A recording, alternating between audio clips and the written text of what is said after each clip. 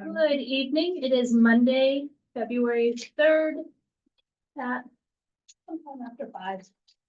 I'm going to call to order the meeting of the Kingston Board of Health. First item on the docket is bills.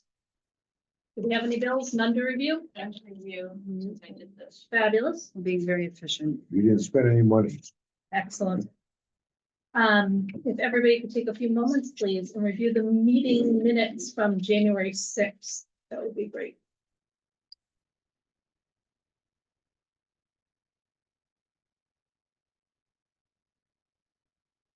Probably should note to the town at this time that Joe Casma is not present here today.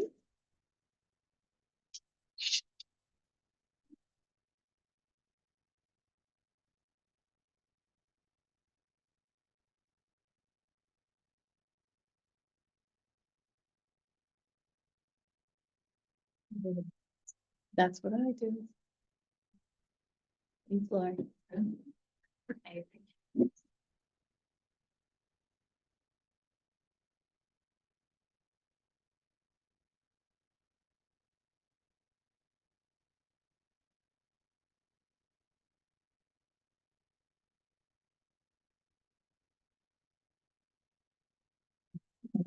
I make a motion to accept the meeting minutes for Monday, December 2nd, as presented. Second. This should Hello, be January 6th. January 6th. Oh, wait, sorry, I'm looking at the wrong one. Sorry. Did I put the wrong date? Nope. No, I'm sorry. I was really looking at something else. Accept the meeting minutes for January 6th, 2025, as presented. Second. I'm here, we're all here except for you. You don't have a link. I didn't know I was supposed to send them one. I'm fine. We're just gonna blow through this, There's nothing exciting. okay? Okay, no problem. We've got a meeting going, so I'm gonna let you go. No problem, Joe. Talk to you soon. Bye-bye. Okay, there's Joe just confirming he will not be present for today's meeting. Who seconded? Seconded? Yes. All in favor? Aye. Aye. Joyce, Abstain. why are you abstaining? Because I wasn't at the meeting, I cannot testify as to the accuracy of the minutes. Okay. Okay, so, for the agent's report, we have, for the most part, completed all required permitting. We do have a couple of holdouts, one being Wingate, which is problematic because it's not like I can shut their kitchens down. We have been in touch. They did turn in 2, but we're waiting on a third, one of the third facility to submit their stuff. So we're actively after, getting people to get their stuff in. And I believe we still have Speedways outstanding and Sky Zone. That's okay, they've got their papers. So everybody's getting assessed $100 late fee. Okay. Yes, so we are working on it. In addition, we haven't had much septic, probably a lot to do with the time of year. Yeah, there's a pretty good permafrost going right now. What's that? There's a pretty good permafrost. The ground's pretty frozen. Yeah. So I have one going right now, because they need to get it done. But other than that, everything's been fairly slow, not complaining. Trash quarters. So we have now assessed 2 $200 fines and one $100 fine for, again, people not getting their quarterly reports in on time. And so, that seems to be working because we no sooner sent the fine letter out.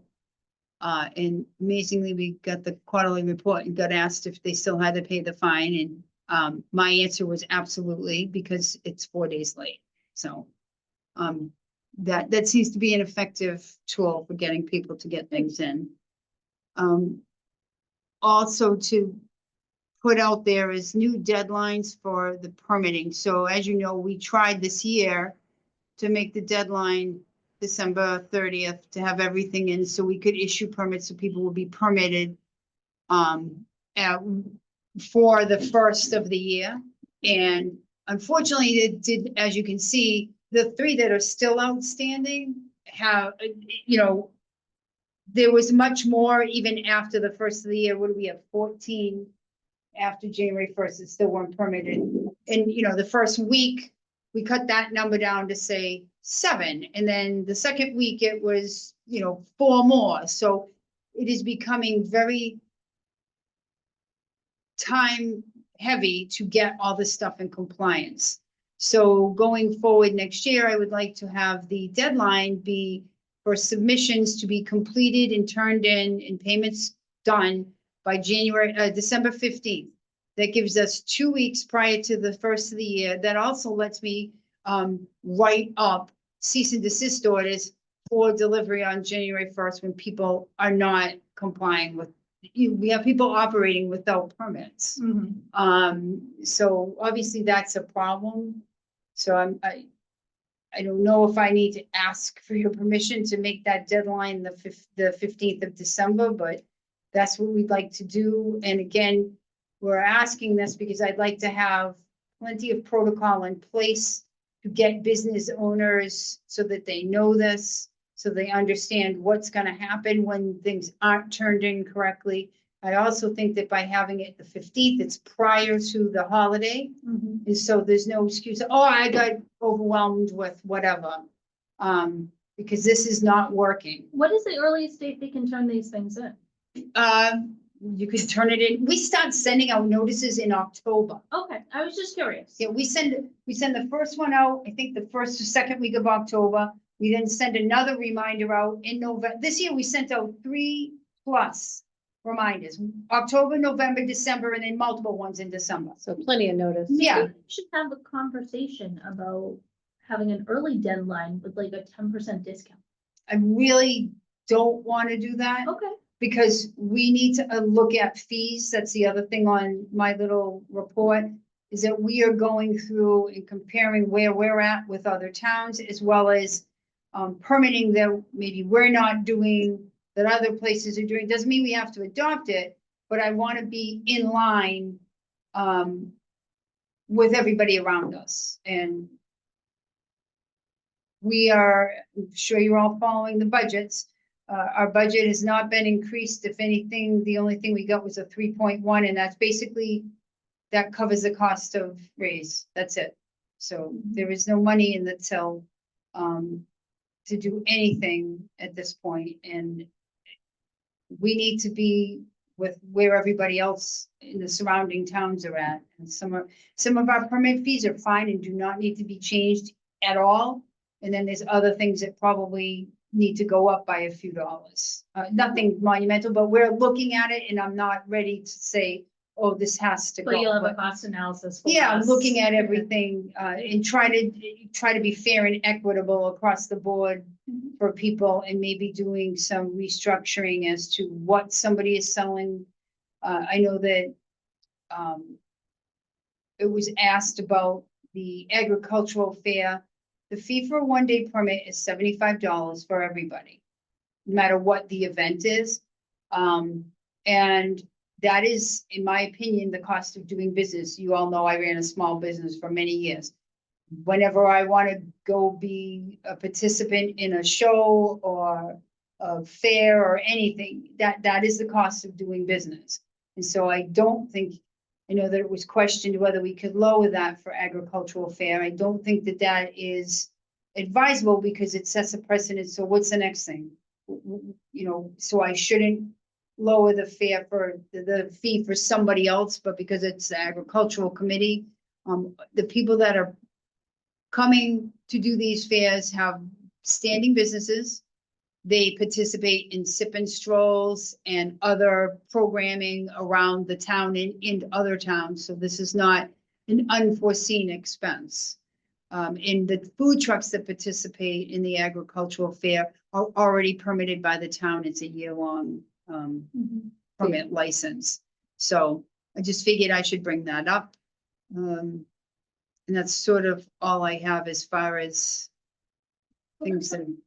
Food for thought. Yeah, and then the only other thing is we are moving ahead with trying to collaborate with, the student nursing health, allied health services at the high school. We have a meeting, Janet and I have a meeting tomorrow with both the library, the rec, and I'm hoping that COA, we did meet with COA, but we're gonna put it out there that if they would like to attend as well, sort of everybody on the same page. My understanding is that we used to hold these meetings prior to COVID.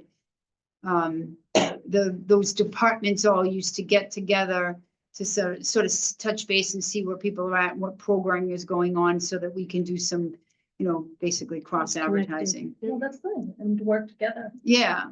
And then really the only other big thing that's come down is, two things. One is copying fees. I don't have the budget to be giving out copies of anything to anyone. And so we've looked around at some other towns, and the going rate seems to be 25 cents a page, whether it's one side, two side. Obviously we email for free, so that is an option. That's a great option. And then anything that goes on the plotter is $5 a sheet, because I can tell you that is expensive. Yeah. So- At our house, I totally understand. I'm not sure if that also needs to be, That would have to be a vote. I would rather have a full. that's board fine. For that, especially where it's a fee vote. Yep. All right, What are well, your thoughts, Bill? That, yeah. Okay. Well, the only other one would be Joe. so that was it on the copy. And I think that's important, given that I just don't have the budget to be supplying people with, and we have everything through public records requests, so everything can be emailed directly to that's a you great if you idea. want it. If you need a hard copy, I think have to that's cover the fair. cost of it, and I'm trying to keep it reasonable. Sure. And then the last thing is the avian flu. I'm sure everybody's heard about it. We have posted on our Facebook page, website, we're in contact with the animal control department as well as the inspector. We are getting, We updated the town page too, because the Yeah. town page, when I called, still said to call our department. when did it, I updated it when you called me. I called you. Yeah. Yeah, we talked and it got updated that day. yeah, Okay, so perfect. just so everybody is clear on what the recommendations are through MDR and through Mass Wildlife. The health department is not doing any testing. We are not picking up any birds. That is well outside our purview. If someone was to become infected as a human, then it would become our issue. It would go through Maven. We would be notified and we would do the appropriate follow-up. As far as deceased animals go, because we're getting calls about all sorts of weird stuff.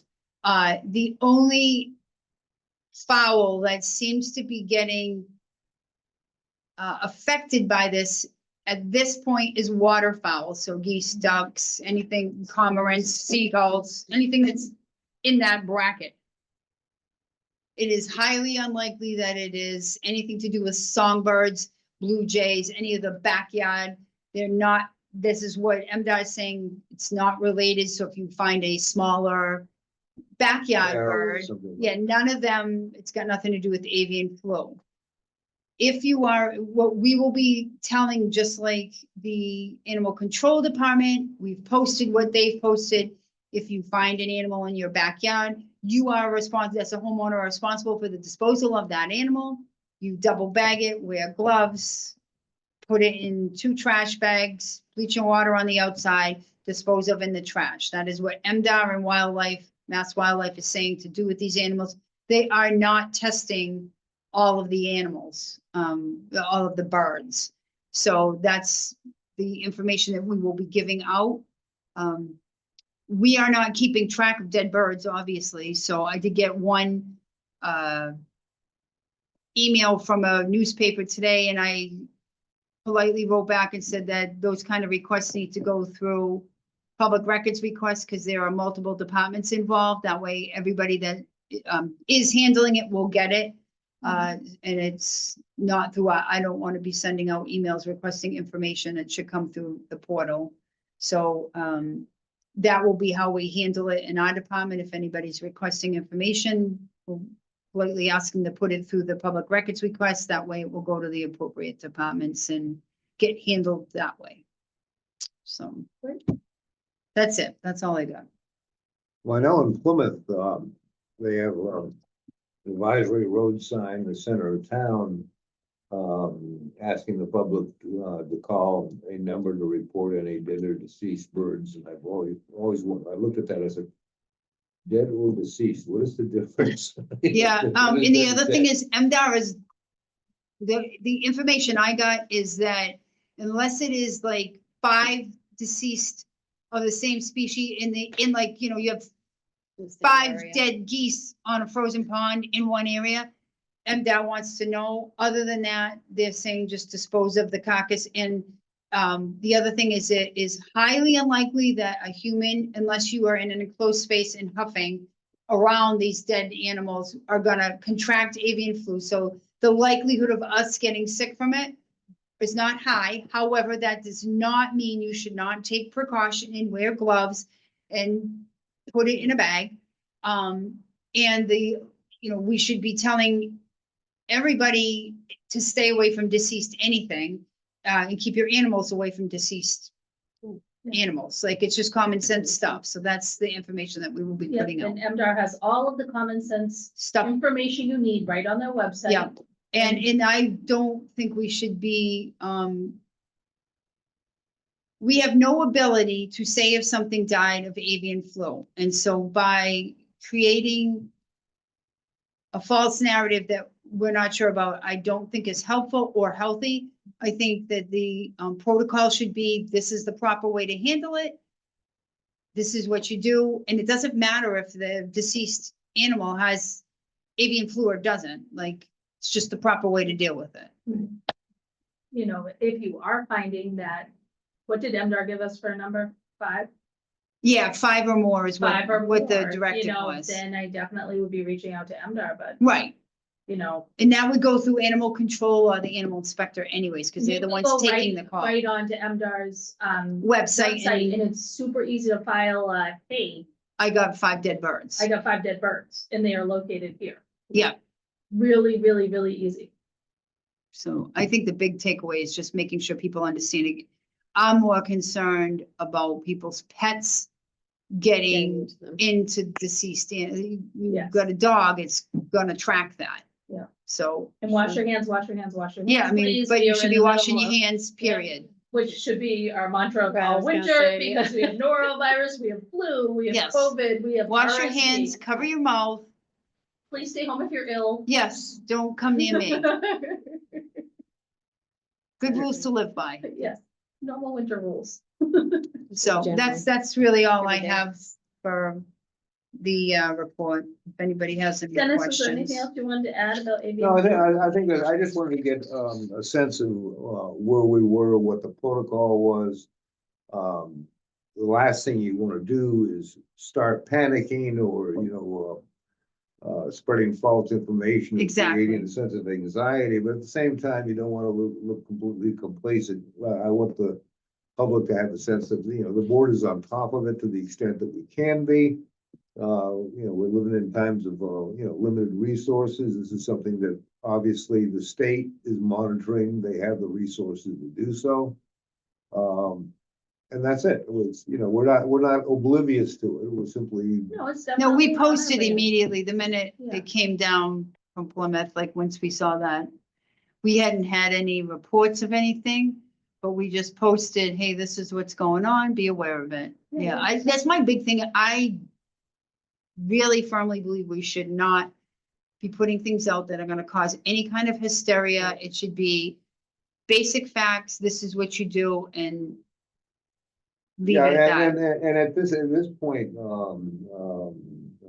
bird to human transmission is extremely rare. It's and- only limited to poultry farms. It's the only cases that have happened is on large scale poultry production. And if you knew the conditions of these poultry Yeah, farms, you would you would know understand. what- And you how wouldn't eat chicken. somebody- Yeah. Yeah, how somebody Could get it. Yeah. could contract something within the confines. Yep. Yes. I haven't heard of even anybody's local flocks being affected by it, They so were saying, last I read, they were saying that the local flocks are nothing nothing. good, and it really is strictly waterfowl at this Right. time. And the thing is if you are, It seems to be our larger waterfowl Right. too. yeah, Yeah. Canada geese are like the big guys. Swans. Swan. Yep. Oh, Swans, so too. sad. Yeah, I know. swans are pretty easily susceptible. to Yeah, stuff, they're very though. gentle, very susceptible to things. But as far as, the chicken flocks, if you are abiding by MDOT practices of good chicken keeping, you shouldn't have an issue with it because your flocks aren't out roaming the back 40. Coyotes will take care of I that was gonna say, anyway. it's coyote Yeah. mating season, so Yeah. they'll be, Yeah, gobbling them up. I can hear them. I'm satisfied that we're on top of it, so. great. Any other business? We'll have to wait for the regulations. Yeah. The review for Joe. If there be none, I would What is it? offer. No, how about our next regular meeting? Yeah, let's try Let's- that. Looks like we have that scheduled for March 3rd. Yeah, That sounds good. well, I mean, is that fine with, because I know I'm okay with that. Yeah, Is unless everybody something else- comes it up. seems like the meetings have really been condensed the last couple of times, so I'm not sure that every 2 weeks is. I think we have them on the books in case we need them. And when we don't have a lot of business, or if we don't have business really, Cancel then them. we cancel them. Okay. I am fine just because we would have. It would be on back-to-back- vacation week. We'd be back-to-back meetings. Yeah. Yeah. And we don't need.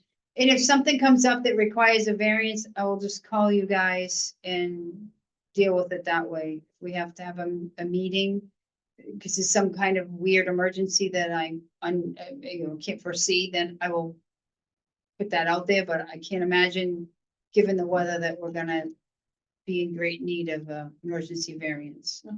Okay. I should have, by the time the next meeting comes, I should have more information on ADUs and what's going on with that. We have a meeting on Wednesday about it. So sort of be proactive about what we can tell people Mhm. and that kind of things.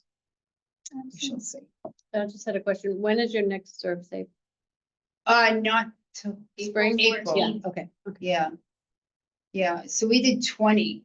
that's great, Yep. Nice full class. Yeah, that's big.